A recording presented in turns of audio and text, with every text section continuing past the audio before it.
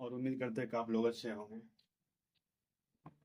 जैसे कि आप लोग एक न्यूज़ देखे होंगे फिलहाल में तेलंगाना का क्या 400 एकड़ लगभग 400 एकड़ के वन को क्या कह रहा है विनाश काटा जा रहा है, यानी औद्योगिकरण के लिए पर्यावरण को नष्ट किया जा रहा है। इस वीडियो देखिए आप ये इसको, यानी जानवरों के जितने भी जानवर है जीव जंतु उसके आस्तियों क्या किया जा रहा है, खत्म किया जा रहा है, जो बहुत ही क्या दर्दनाक है। इसका ग्लोबल वार्मिंग टेम्परेचर बढ़ेगा तो क्या होगा। प्रत्येक साल हम लोग देख रहे हैं आज 42 तो अगले साल 43 डिग्री टेम्परेचर जा रहा है। सब इसी का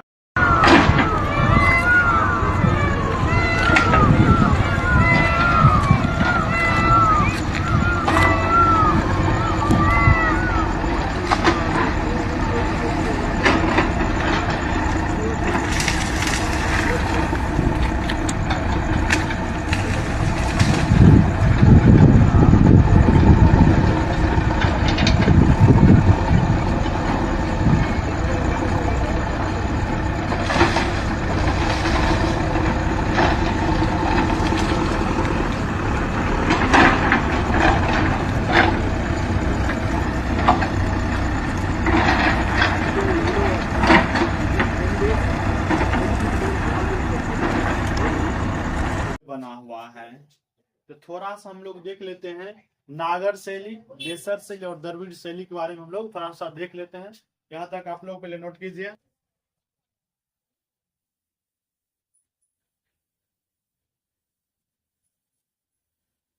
देखते हैं, जैसे देखिए हम बोले थे मंदिर जो निर्माण हुआ है, यानी संपूर्ण भारत का जो मंदिर बना हुआ है अलग अलग, जैसे जाइए दक्षिण भारत में जाइए घूमने के लिए तो वहाँ का मंदिर की जो अलग कंस्ट्रक्शन है अलग प्रकार से किया गया है।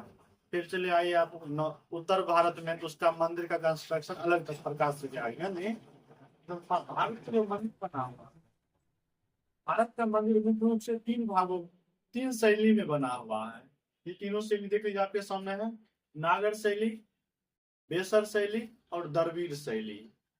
तो हम लोग देखेंगे सबसे पहले नागर शैली को। ये देखिए नागर शैली, नागर शैली का जो मंदिर होता है यह चतुष्कोणीय होता है, यानी चार कोना होता है इस नागर शैली के मंदिरों में। और इसके गर्भगृह वर्गाकार होता है। गर्भगृह कहने का मतलब ये हो गया जहां भगवान की मूर्ति को बैठाया जाता है उसको गर्भगृह कहा जाता है। गर्भगृह जो बना होता है भगवान का वह भी क्या होता है वर्गाकार आकार में होता है। और शिखर पर जब मंदिर आप देखें तो मंदिर के ऊपर क्या होता है, मंदिर के ऊपर घड़ा टाइप का होता है, उसको आमलक आमलक कहा जाता है। घड़ा टाइप वहां ऊपर में जो लिखा है ये हुआ है, इसको आमलक कहा जाता है। उस फिर देखिए मंदिर में प्रदक्षिणा पथ होता है। जैसे आप लोग भी मंदिर गए होंगे तो मंदिर के चारों साइड क्या करते हैं हम लोग घूमते हैं। मंदिर के चारों साइड जो घूमते हैं यह भी आपको नागर शैली में ही मिलता है देखने को, चारों साइड घूमना। या फिर अगर यज्ञ में गए होंगे घूमने के लिए तो यज्ञ के चारों क्या कहता है घुमा जाता है। पूजा करने में 4 चक्कर लगाया, जितना भी चक्कर होता है वो लगाया जाता है। और खास बात है कि अधिकांश जो उत्तर भारत का मंदिर है नागर शैली में क्या निर्मित, अधिकांश उत्तर भारत का मंदिर नागर शैली में निर्मित हुआ है। ये रहा कुछ बातें नागर शैली से संबंधित, आप लोग इसको नोट कीजिए। हम लोग चलते हैं फिर द्रविड़ शैली में, इसको पहले नोट कीजिए।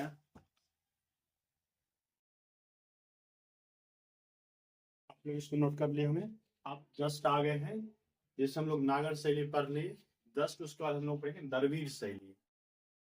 द्रविड़ शैली के मंदिरों के बारे में हम लोग जानकारी, जैसे देखिए जो आपके सामने मंदिर है यह द्रविड़ शैली मंदिर का उदाहरण है।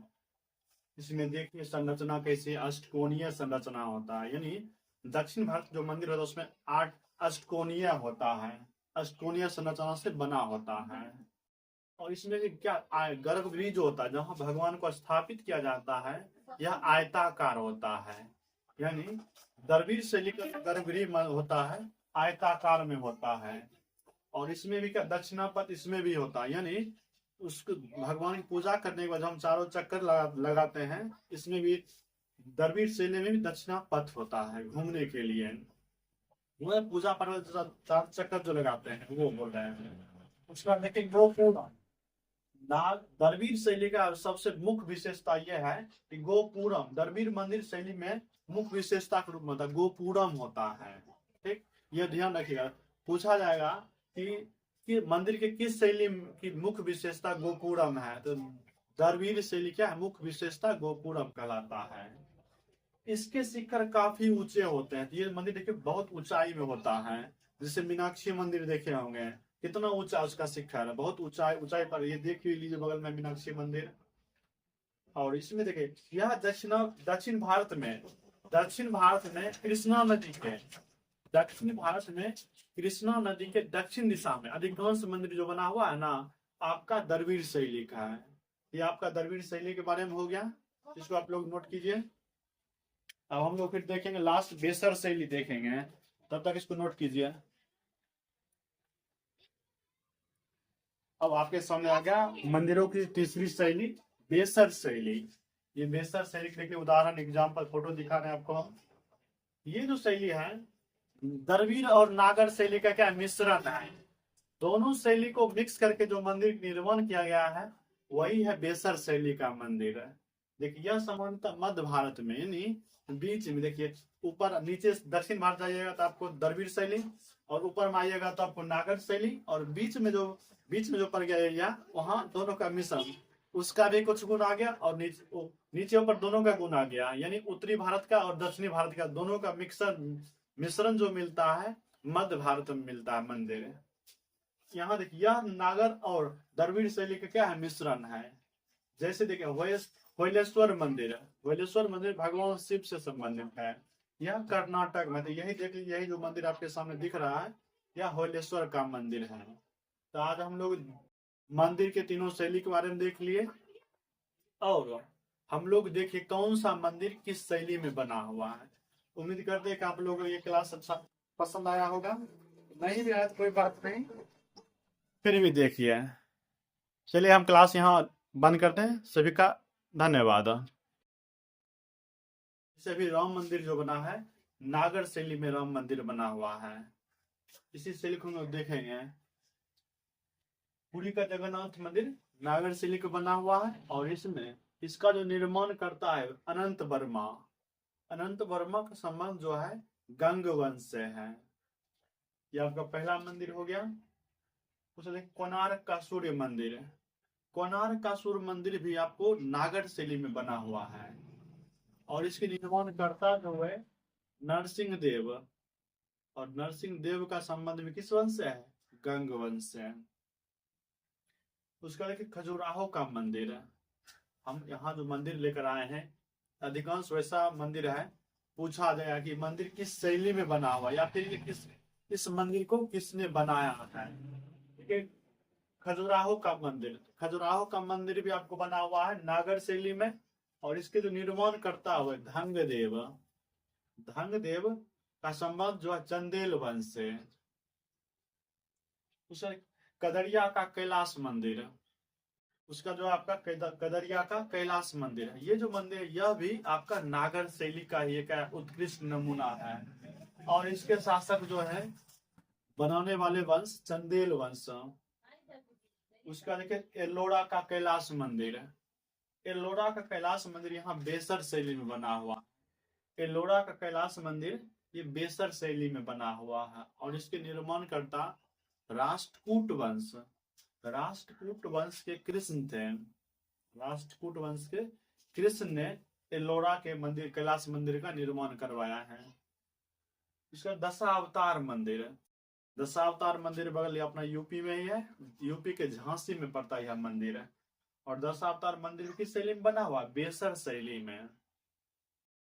ये जो बना है गुप्त शासक के द्वारा ये दशावतार मंदिर बनाया गया है। और नेक्स्ट मंदिर आपके साथ मामल्लपुरम का रथ मंदिर है। मामल्लपुरम का जो रथ मंदिर बना हुआ है ये द्रविड़ शैली में, यानी अब जैसे ही आप दक्षिण भारत जाइएगा, दक्षिण भारत का अधिकांश मंदिर द्रविड़ शैली में बना हुआ है, बहुत ही भव्य रूप से दिखता है। तो मामल्लपुरम का जो रथ मंदिर है द्रविड़ शैली में बना हुआ है, और इसके जो शासक हुए बनाने वाले पल्लव वंश, यानी पल्लव वंश के प्रमुख शासकों ने क्या किया, निर्माण करवाया था। तो कांची का कैलाश मंदिर, कैलाश मंदिर देखिए, एक एलोरा का कैलाश मंदिर है, एक कांची का कैलाश मंदिर है। कांची का कैलाश मंदिर देखिए द्रविड़ शैली में है, लेकिन एलोरा का जो कैलाश मंदिर है आपको वेसर शैली में मिलता है।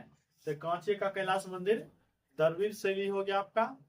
उसके बाद इसके जो शासक हुए पल्लव वंश, यानी जिसके शासक ने क्या निर्माण करवाया, तो पल्लव वंश के शासकों ने क्या किया, कांची मंदिर का निर्माण करवाया।